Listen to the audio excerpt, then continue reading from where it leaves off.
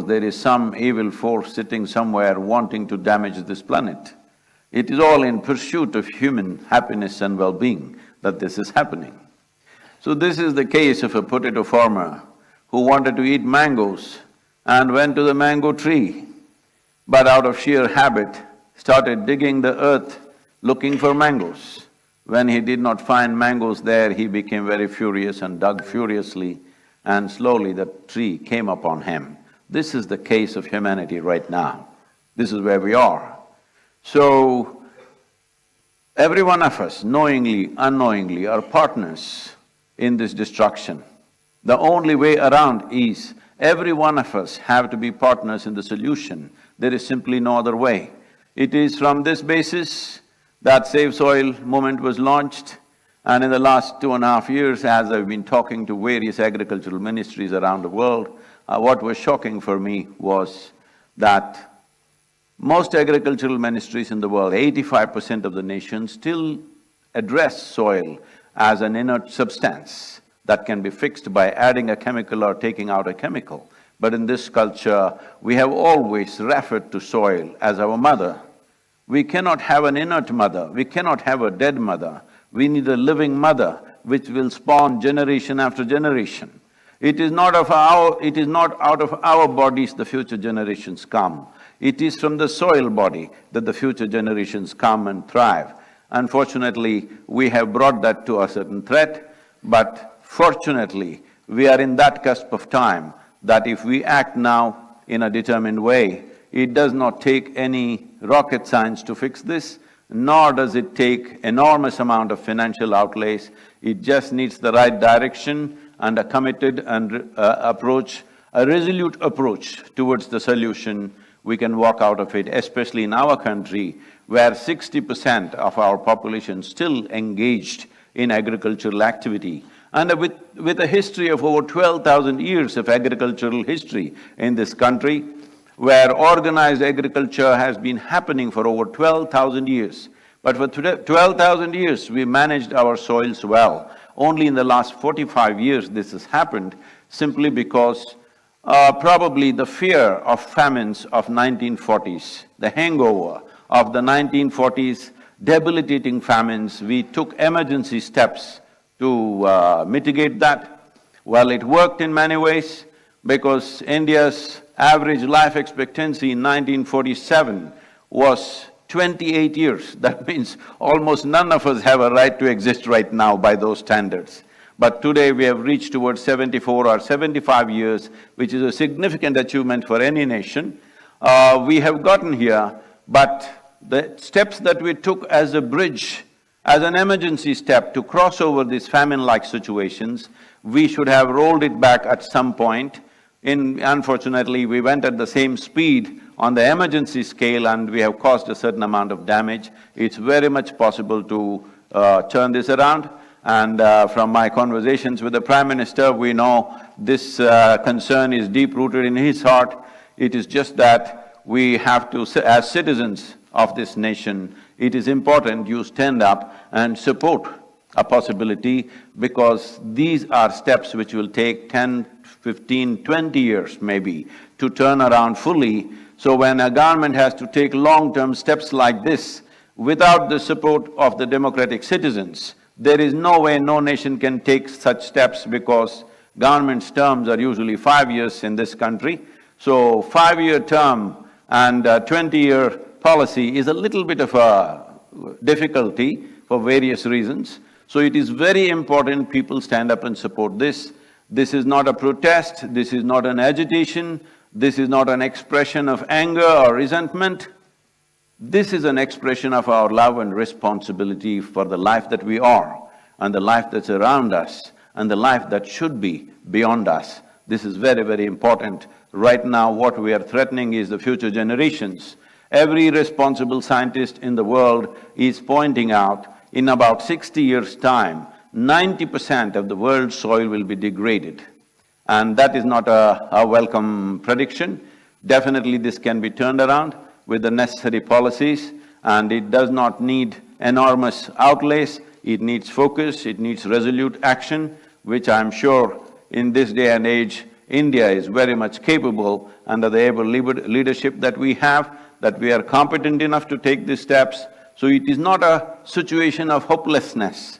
It is a situation where all of us have to tighten our belt and act and move in the direction of the solution rather than moving towards a problem. Apart from this, in the world what I have seen is, wherever I traveled in the last 2.5, 3 years' time, meeting many people, environmental ministers, agriculture ministers and various bureaucrats, everybody knows the problem. Everybody generally knows what is the solution. So what I grasped from this was, everybody knows the problem, everybody knows the solution, but they're just waiting for an idiot to bell the cat. So here I am, I thought.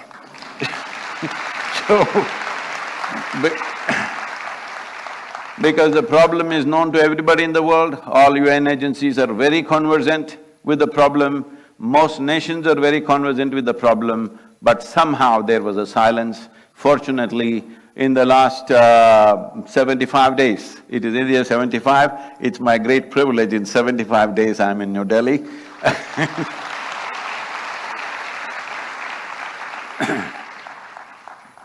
In the last 75 days, 74 nations have come on board for safe soil policy.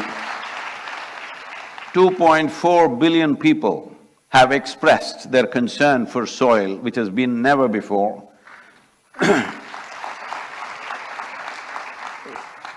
So once people want it, how can we stop it? Definitely it will happen. The most important aspect of this Save Soil movement is, it is not against anybody. It is not against any industry, it is not against any lobby, it is not against anybody. I've been talking to fertilizer industries, pesticides, herbicides. They're saying, are you against us? I say, I'm only against suicide. I'm not against any other side. It is not anybody's business to tell the farmer how he should farm. All we want is keep the soil alive, keep the soil rich. Is a farmer against a rich soil? No. Just that farmer's economy has been so fragile, any change he's afraid of. If an incentive-based policy is pushed, definitely most farmers will respond in a very, very positive way. We are very sure about this because we have spoken extensively to farming community around the world, and we find everybody is absolutely positive about this. It is just that they need incentive support, which doesn't cost much in this country. Just something as simple as bringing cover crops, which were very much a part of our culture just 45 to 50 years ago. Just bringing cover crops will make the organic content in the soil go up to 3% within 6 to 8 years' time. Only cover crops in summer can do that because it will add 1.5 to 2 inches of humus every year, and it will solve this problem. This is a very simple approach. If we want to do it more aggressively, then it may cost more money. But to do it in the simplest possible way is cover crop. Why I'm saying cover crop is, right now it's the month of May. If you fly across India, you will see, except Western Ghats and northeastern part of India, largely it looks like a brown desert. This is not how India should look. Whatever the season, there must be green leaf on the land, and this was the way India's farming used to be. This is the way the wisdom of the farming community used to work, but unfortunately, we have dropped these things for whatever reasons. Instead of looking for who is to be blamed, instead of looking for what is the problem, who caused the problem, all of us are the problem, and all of us should become the solution. Thank you very much. And once again, thank you, sir, for being here. If I can say one, as the Prime Minister has taken up the Solar Alliance, I think there's an immense opportunity. After talking to various leaders around the world, I realize India and the Prime Minister of India could take up the leadership of soil regeneration in India and the world. The global leadership for soil regeneration, starting with G20, considering we are going to have the stewardship of G20 in the coming year. Thank you very much. Thank you, Sadhguru, for your enlightening words. And as mentioned by him, the Save Soil movement has already touched 2.5 billion people, and 74 countries have agreed to act to save soil. This is a movement that has united the world, a mission that has brought people together across the globe to commonly address, because it concerns each of us, everyone on earth. His message is simple. Saving soil is necessary to maintain life on our planet. As occupants of a shared planet, we have the unique opportunity now to be part of the solutions for crises like soil extinction and desertification. Here's presenting to you a video that explains the science behind the Save Soil campaign.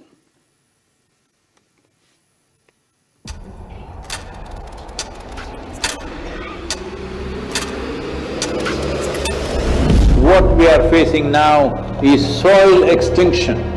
In most countries, more than 50% of the topsoil is already gone. Every responsible scientist in the world is clearly saying by 2045, we will be producing 40% less food. 300,000 farmers committed suicide. What else does it take to stir your humanity? UNFAO is saying the food that we are eating belongs to the unborn child. Eating away the food of that life is the worst possible way to live, isn't it?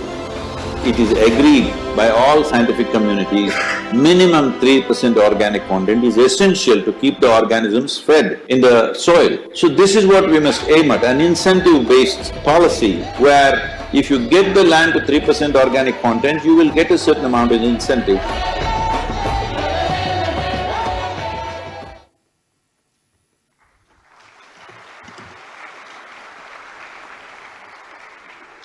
Ladies and gentlemen, as I mentioned earlier, several years ago, the Honorable Prime Minister, Shri Narendra Modi, had launched a nationwide scheme to help farmers to prevent soil deterioration through balanced use of fertilizers and the application of the right nutrients. The Honorable Prime Minister's foresight, vision, and commitment to the global efforts to restore and rejuvenate our planet and soil in particular from extinction is exceptional. I'd like to request the Honorable Prime Minister of India, Shri Narendra Modi ji, to please address the gathering.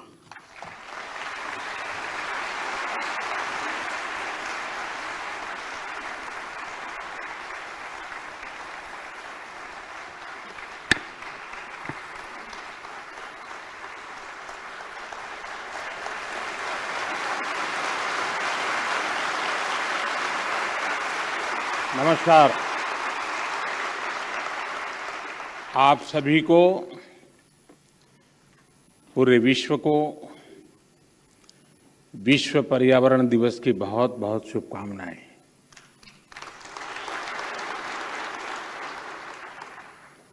सद्गुरु और Isha foundation भी आज बधाई के पात्र हैं। मार्च में उनकी संस्था ने सेव सॉइल अभियान की शुरुआत की थी। 27 देशों से होते हुए उनकी यात्रा और 75वें दिन यहाँ पहुंची है। आज जब देश अपनी आजादी के 75वें वर्ष का पर्व मना रहा है, इस अमृत काल में नए संकल्प ले रहा है, तो इस तरह के जन अभियान बहुत अहम हो जाते हैं। साथियों, मुझे संतोष है कि देश में पिछले 8 साल में जो योजनाएं चल रही हैं, जो भी प्रोग्राम चल रहे हैं, सभी में किसी न किसी रूप से पर्यावरण संरक्षण का आग्रह है। स्वच्छ भारत मिशन हो या वेस्ट टू वेल्थ से जुड़े कार्यक्रम, अमृत मिशन के तहत शहरों में आधुनिक सीवेज ट्रीटमेंट प्लांट्स का निर्माण हो या फिर सिंगल यूज प्लास्टिक से मुक्ति का अभियान,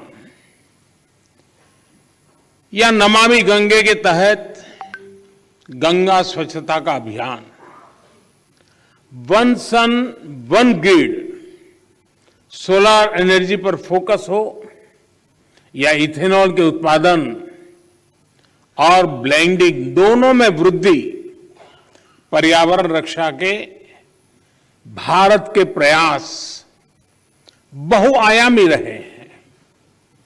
और भारत ये प्रयास तब तक कर रहा है जब दुनिया ने, आज जो क्लाइमेट के लिए दुनिया परेशान है, उस बर्बादी में हम लोगों की भूमिका नहीं है, हिंदुस्तान की भूमिका नहीं है। विश्व के बड़े और आधुनिक देश न केवल धरती के ज्यादा से ज्यादा संसाधन का दोहन कर रहे हैं, बल्कि सबसे ज्यादा कार्बन एमिशन भी उन्हीं के खाते में जाता है। कार्बन एमिशन का ग्लोबल औसत प्रति व्यक्ति 4 टन का है, जबकि भारत में प्रति व्यक्ति कार्बन फुटप्रिंट प्रतिवर्ष आधे टन के आसपास ही है। कहां 4 टन और कहां आधे टन। बावजूद इसके भारत पर्यावरण की दिशा में एक होलिस्टिक अप्रोच के साथ न केवल देश के भीतर बल्कि वैश्विक समुदाय के साथ भी जुड़ करके काम कर रहा है। अंतर्राष्ट्रीय स्तर पर भारत ने coalition for disaster resilient infrastructure CDRI और जैसे अभी सदगुरु जी ने कहा इंटरनेशनल सोलर अलायंस ISA के निर्माण का नेतृत्व किया है।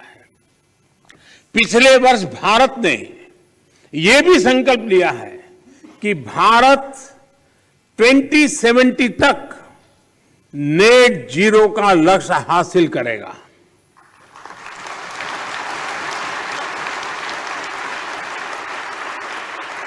साथियों, मिट्टी या ये भूमि हमारे लिए पंच तत्वों में से एक है।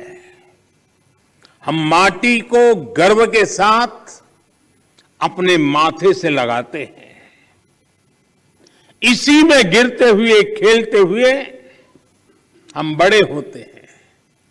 माटी के सम्मान में कोई कमी नहीं है। माटी की अहमियत को समझने में कोई कमी नहीं है। कमी इस बात को स्वीकारने में है कि मानव जाति जो कर रही है उससे मिट्टी को कितना नुकसान हो रहा है, उसकी समझ का एक गैप रह गया है। और अभी सदगुरु जी कह रहे थे कि सबको पता है समस्या क्या है। हम लोग जब छोटे थे तो सिलेबस में, किताब में, पाठ्यक्रम के में एक पाठ पढ़ाया जाता था। गुजराती में मैंने पढ़ा है, बाकियों ने अपनी भाषा में पढ़ा हो शायद। कहीं रास्ते पर एक पत्थर पड़ा था, लोग जा रहे थे, कोई गुस्सा कर रहा था, कोई उस पर लात मार देता था। सब कहते थे देखिए किसने पत्थर रखा, कहाँ से पत्थर आया है, दे समझते नहीं वगैरह। लेकिन कोई उसको उठा करके साइड में नहीं रखता था। एक सज्जन निकले, उनको लगा कि चलो भाई सदगुरु जैसा कोई आ गया होगा।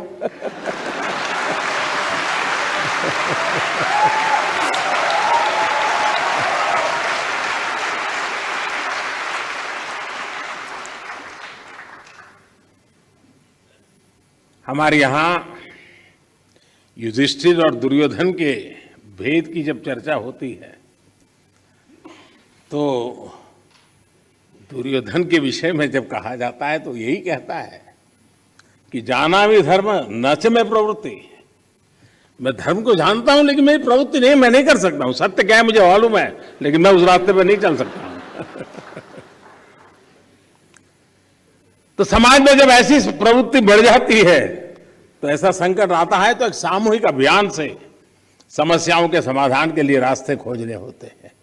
मुझे खुशी है कि बीते 8 वर्षों में देश ने मिट्टी को जीवंत बनाए रखने के लिए निरंतर काम किया है।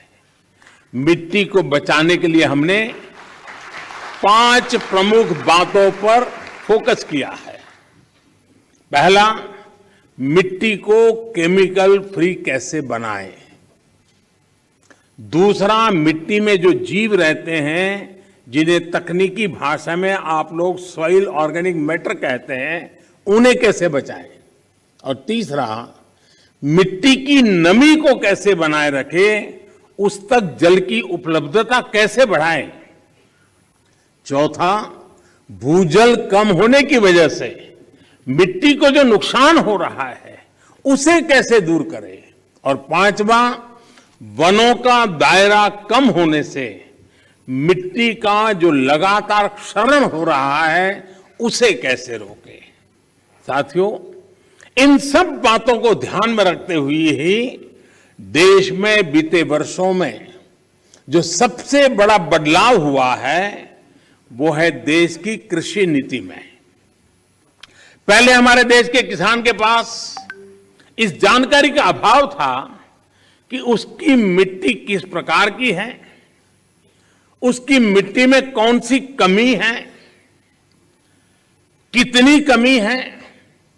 इस समस्या को दूर करने के लिए देश में किसानों को सॉइल हेल्थ कार्ड देने का बहुत बड़ा अभियान चलाया गया।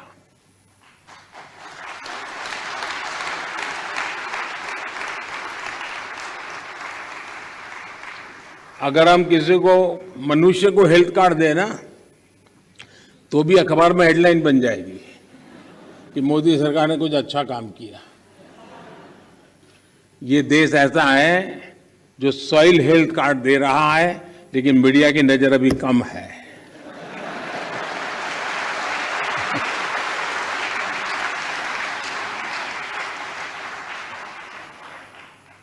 पूरे देश में 22 करोड़ से ज्यादा सॉइल हेल्थ कार्ड किसानों को दिए गए। और सिर्फ कार्ड ही नहीं दिए, बल्कि देश भर में सॉइल टेस्टिंग से जुड़ा एक बहुत बड़ा नेटवर्क भी तैयार हुआ है। आज देश के करोड़ों किसान सॉइल हेल्थ कार्ड से मिली जानकारी के आधार पर फर्टिलाइजर्स और माइक्रो न्यूट्रिएंट्स का उपयोग कर रहे हैं। इससे किसानों को लागत में 8 से 10% की बचत हुई है और उपज में 5 से 6% की बढ़ोतरी देखी गई है। यानी जब मिट्टी स्वस्थ हो रही है, तो उत्पाद भी बढ़ रहा है। मिट्टी को लाभ पहुंचाने में यूरिया की 100% नीम कोटिंग ने भी बहुत फायदा पहुंचाया है। माइक्रो इरिगेशन को बढ़ावा देने की वजह से, अटल भू योजना की वजह से देश के अनेक राज्यों में मिट्टी की सेहत भी संभल रही है। कभी कभी कुछ चीजें, अब मान लीजिए कोई 1.5-2 साल का बच्चा बीमार है, तबीयत ठीक नहीं हो रही है, वेट नहीं बढ़ रहा है, ऊंचाई में भी कोई फर्क नहीं आता है, और मां को कोई कहे कि जरा इसकी चिंता करो, और उसको कहीं सुना हो कि भाई स्वास्थ्य के लिए दूध वगैरह चीजें अच्छी होती हैं, और मान लो वो हर दिन 10-10 लीटर दूध में उसको स्नान करवा दे, तो उसका स्वास्थ्य ठीक होगा क्या? लेकिन अगर कोई समझदार मां एक चम्मच थोड़ा सा दूध उसको पिलाती जाए, दिन में 2 बार, 5 बार, 7 बार, एक चम्मच, तो धीरे धीरे फर्क नजर आएगा। ये फसल का भी ऐसा ही है, पूरा पानी भर करके फसल को डुबो तो जैसे फसल अच्छी होती है, ऐसा नहीं है। बूंद बूंद पानी पिलाया जाए तो फसल ज्यादा अच्छी होती है। पर ड्रॉप मोर क्रॉप।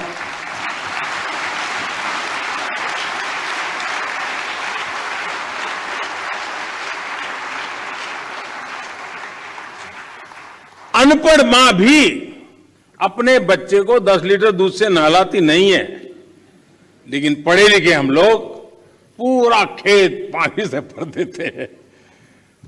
खैर, इन सारी चीजों में बदलाव लाने के लिए कोशिश करते रहना है।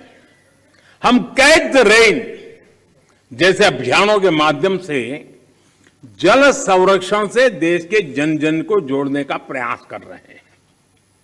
इस साल मार्च में ही देश में 13 बड़ी नदियों के संरक्षण का अभियान भी शुरू हुआ है।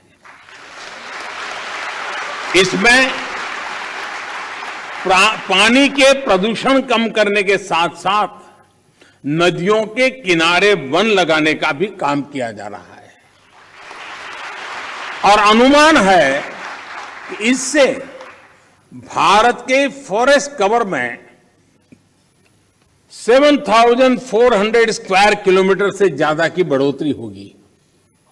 बीते 8 वर्षों में भारत ने अपना जो फॉरेस्ट कवर 20,000 स्क्वायर किलोमीटर से ज्यादा बढ़ाया है, उसमें ये और मदद करेगा। साथियों, भारत आज बायोडायवर्सिटी और वाइल्ड लाइफ से जुड़ी जिन नीतियों पर चल रहा है, उसने वन्य जीवों की संख्या में भी रिकॉर्ड वृद्धि की है। आज चाहे टाइगर हो, लायन हो, लेपर्ड हो या फिर एलिफेंट, सभी की संख्या देश में बढ़ रही है। साथियों, देश में ये भी पहली बार हुआ है जब हमारे गांव और शहर को स्वच्छ बनाने, ईंधन में आत्मनिर्भरता, किसानों को अतिरिक्त आय और मिट्टी के स्वाद के अभियान को हमने एक साथ जोड़ा है। गोवर्धन योजना ऐसा ही एक प्रयास है। और जब मैं गोवर्धन योजना बोलता हूं तो कुछ सेक्युलर लोगों को सवाल उठेगा कि ये कौन सा गोवर्धन ले आया है। वो परेशान हो जाएंगे।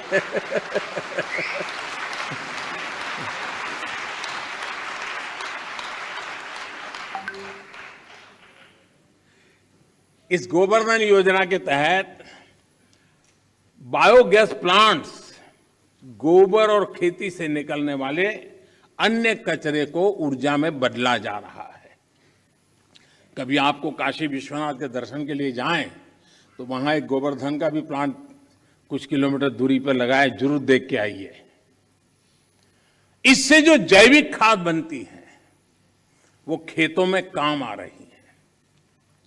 मिट्टी पर अतिरिक्त दबाव बनाए बिना हम पर्याप्त उत्पादन कर सके, इसके लिए बीते 7-8 सालों में 1600 से ज्यादा नई वैरायटी के बीज भी किसानों को उपलब्ध कराए गए हैं।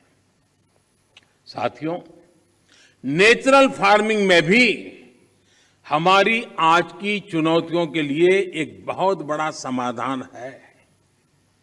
इस साल के बजट में हमने तय किया है कि गंगा के किनारे बसे गांवों में नेचुरल फार्मिंग को प्रोत्साहित करेंगे। नेचुरल फार्मिंग का एक विशाल कॉरिडोर बनाएंगे। हमारे देश में इंडस्ट्रियल कॉरिडोर हमने सुना है, डिफेंस कॉरिडोर हमने सुना है। हमने एक नया प्रारंभ किया है गंगा के तट पर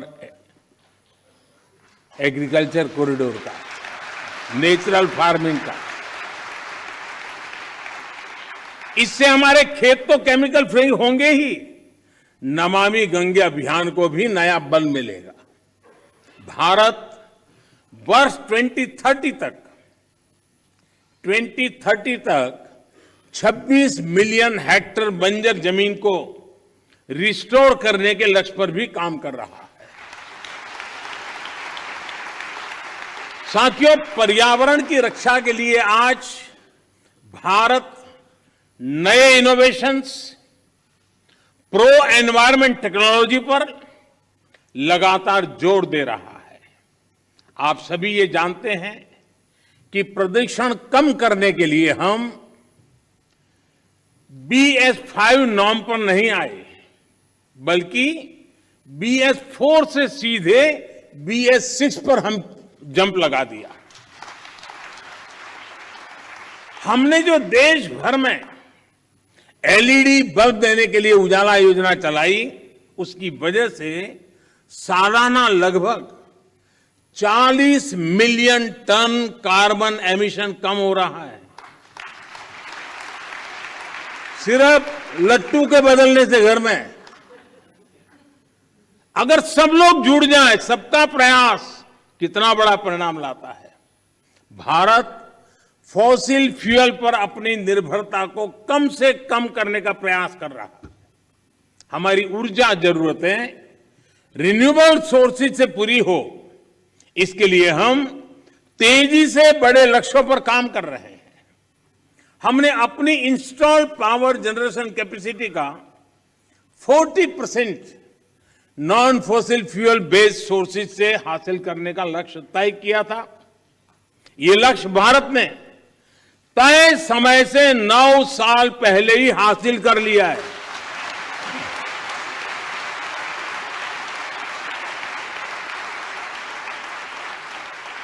आज हमारी सोलर एनर्जी कैपेसिटी करीब 18 गुना बढ़ चुकी है। हाइड्रोजन मिशन हो या फिर सर्कुलर इकोनॉमी पॉलिसी का विषय हो, ये पर्यावरण रक्षा की हमारी प्रतिबद्धता का प्रमाण है। हमने पुरानी गाड़ियों को लिए स्क्रैप पॉलिसी लाए हैं। वो स्क्रैप पॉलिसी भी अपने आप में एक बहुत बड़ा काम होने वाला है। साथियों, अपने इन प्रयासों के बीच आज पर्यावरण दिवस के दिन भारत ने एक और उपलब्धि हासिल की है और ये मेरा सौभाग्य है कि खुशखबरी देने के लिए मुझे आज बहुत उचित मंच मिल गया है।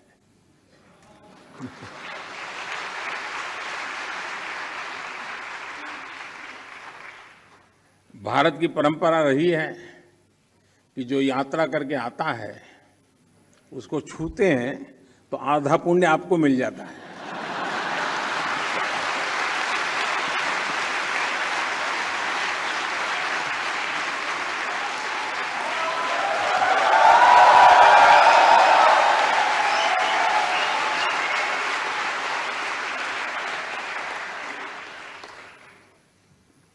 ये खुशखबरी मैं आप जरूर सुनाऊंगा और देश को और दुनिया के लोगों को भी आनंद आएगा। हाँ, कुछ लोग आनंद ही ले सकते हैं।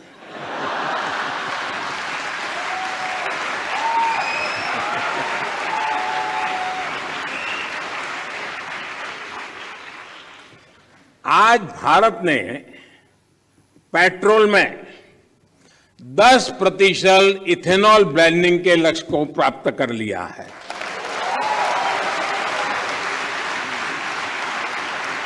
आपको ये जानकर भी गर्व की अनुभूति होगी कि भारत इस लक्ष्य पर तय समय से 5 महीने पहले पहुंच गया है।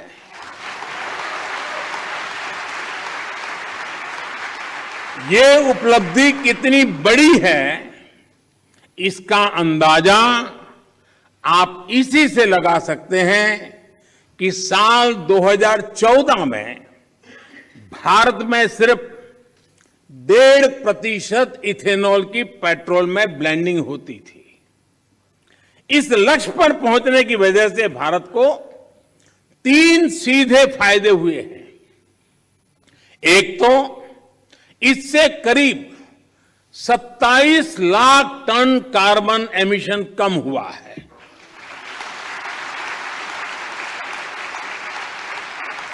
दूसरा, भारत को 41,000 करोड़ रुपए से ज्यादा की विदेशी मुद्रा की बचत हुई है। और तीसरा महत्वपूर्ण फायदा, ये देश के किसानों को इथेनॉल ब्लेंडिंग बढ़ने की वजह से 8 वर्षों में 40,000 करोड़ रुपए से भी ज्यादा आय हुई है।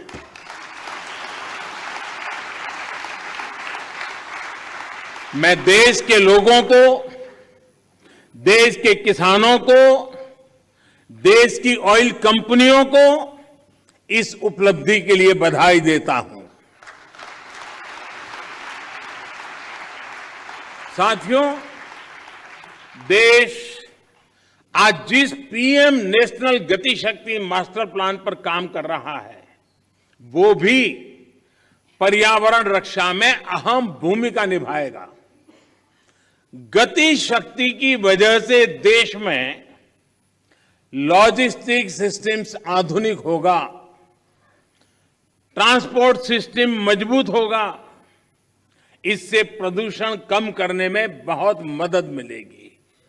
देश में मल्टी मॉडल कनेक्टिविटी हो, 100 से ज्यादा नए वाटरवे के लिए काम हो, ये सभी पर्यावरण की रक्षा और क्लाइमेट चेंज की चुनौती से निपटने में भारत की मदद करेंगे। साथियों, भारत के इन प्रयासों, इन अभियानों का एक और पक्ष है जिसकी चर्चा बहुत कम होती है। ये पक्ष है ग्रीन जॉब्स।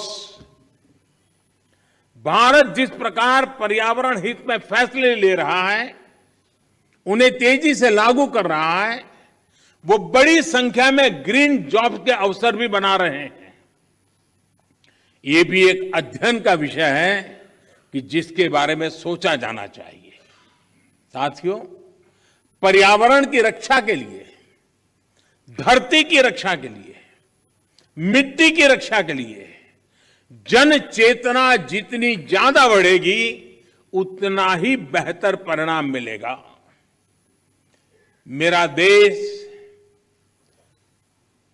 और देश की सभी सरकारों से, सभी स्थानीय निकायों से, सभी स्वयंसेवी संस्थाओं से आग्रह है कि अपने प्रयासों में स्कूल कॉलेजेस को जोड़िए, एनएसएस एनसीसी को जोड़िए।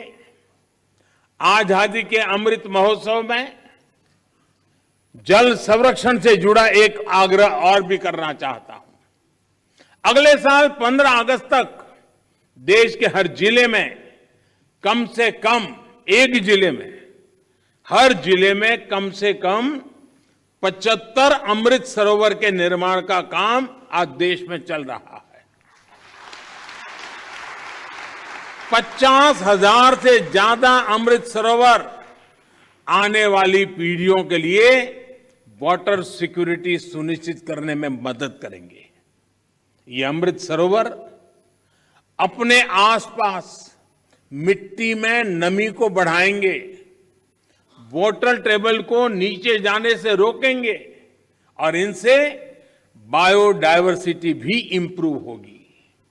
इस विराट संकल्प में आप सभी की भागीदारी कैसे बढ़ेगी, इस पर जरूर विचार हम सब एक नागरिक के नाते करें।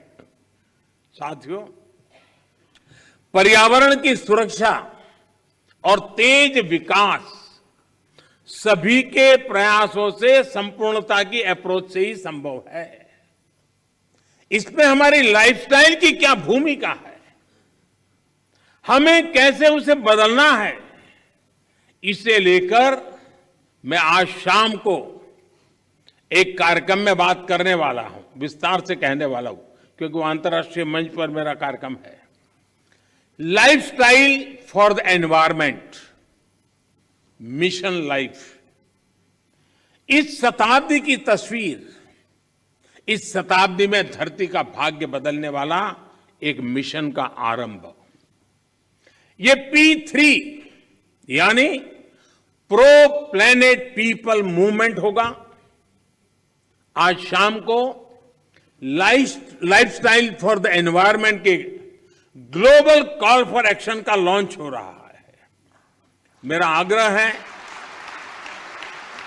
कि पर्यावरण की रक्षा के लिए सचेत हर व्यक्ति को इससे जरूर जुड़ना चाहिए, वरना हम एसी भी चलाएंगे और रजाई भी उड़ेंगे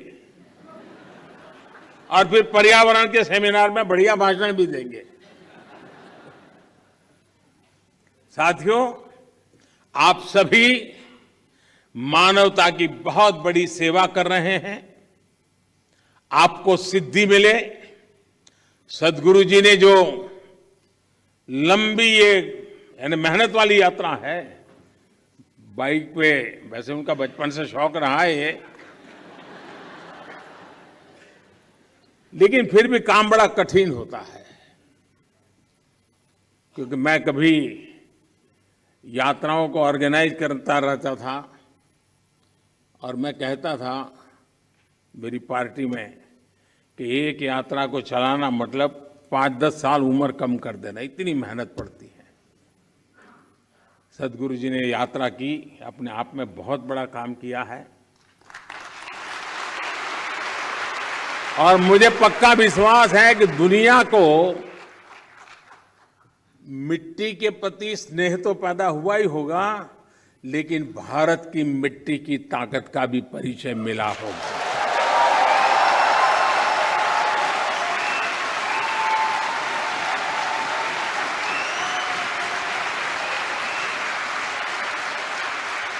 आप सबको बहुत बहुत शुभकामनाएं। धन्यवाद।